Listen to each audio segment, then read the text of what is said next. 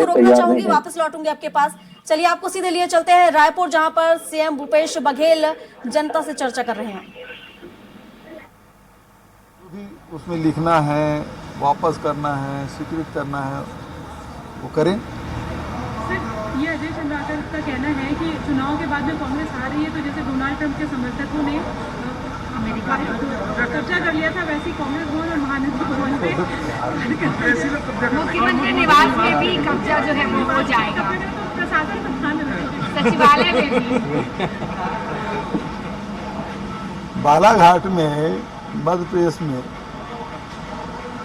वहाँ के कलेक्टर ने बैलेट पेपर खुलवा दिया। अब भाजपा यहाँ हल्ला कर रही है कि अधिकारियों कर्मचारियों को दबाव डाल के करेंगे, तो ये खुद करते हैं और दूसरे पे आरोप मढ़ते हैं। ये काम उनका है। कल भी मैंने कहा भाई ईडी आईटी की इतना दबाव है कि उससे बड़ा दबाव किसी के नहीं हो सकता। तो लगातार दबाव लोग महसूस भी कर रहे हैं।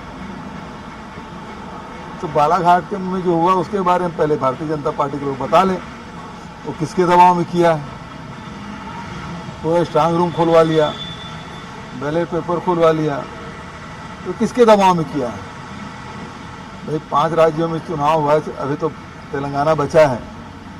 तो यहाँ जब बैलेट पेपर खुलना शुरू किया और मैं देखा हूँ बिलासपुर में शिकायत करने पहुँचे, तो पहले अपने बारे में तो बताएं।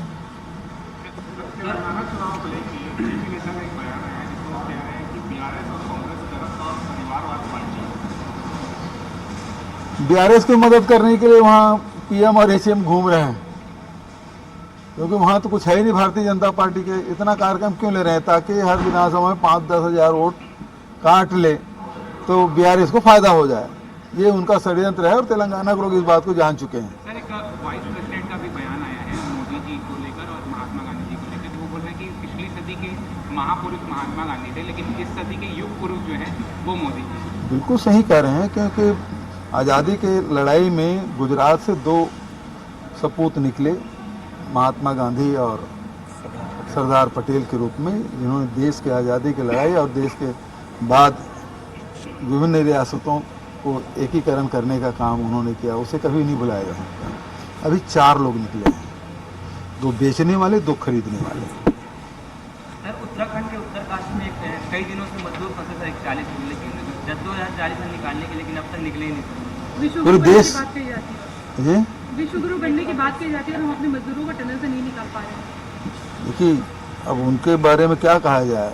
एक तरफ शहीद के पार्थिव शरीर को बेंगलोर लाया जा रहा था, वो हवा में हाथ लहरा रहे थे।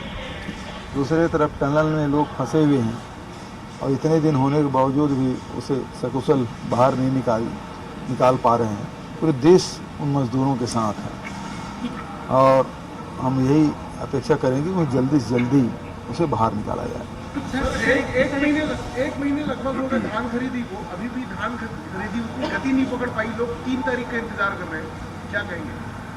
पिछले समय भी किसान धान नहीं बेचे थे, वो इंतजार कर रहे थे रिजल्ट आए और रिजल्ट आने के बाद धान बेचे थे। इस समय भी क्योंकि ऋण माफ़ी की बात है और 20 क्विंटल तो है ही और 3200 रुपये में खरीदना है, तो लोग इंतजार कर रहे हैं। सर, इसी कई सारे जो घोषणाएं होती है, जैसे आपने किया, बीजेपी ने किया, तो लोग कह रहे हैं कि फायदा तो हो जाता है आम लोगों को, किसानों को, लेकिन जो राज्य पे कर्ज बढ़ता है उस पर कैसे समाधान निकालेगी? 5 साल हमने सेवा की छत्तीसगढ़ की और अर्थव्यवस्था, चाहे वो मध्य प्रदेश की बात करो चाहे दूसरे प्रदेश की बात करो, जो अभी मध्य प्रदेश ने अभी हाल ही में 2 दिन पहले ही कर्ज लिया, मार्केट से कर्ज लिया है। छत्तीसगढ़ में वो स्थिति नहीं है और छत्तीसगढ़ की अर्थव्यवस्था बहुत बेहतर है भारतीय जनता पार्टी शासित राज्यों से। और तो और केंद्र सरकार के से भी तुलना करेंगे तो उससे भी बेहतर हमारी स्थिति छत्तीसगढ़ की है।